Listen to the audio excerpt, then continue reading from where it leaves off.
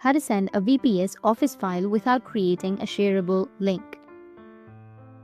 So if you want to send a WPS Office file without creating a shareable link, then what you need to do is first you need to open up your WPS application that you've just installed. And if you already have an account, you need to just simply go and sign into your account. So I'll just simply go and sign in with my Google.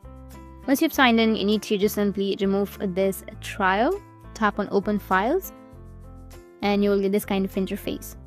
Now tap on the three dots beside the file that you want to share. So I'll just simply go with this device and select the files right here. So in my case, I have a file right here. You need to just simply go with the three dots, which will be on the right side.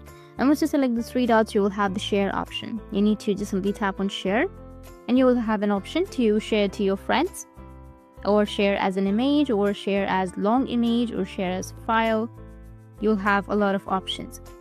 You'll also have an option of sharing via link, which is right here. But if you want to share it without a link or without creating a shareable link, then you can go with the options such as share as image, or share as long image, or share as file. These three options.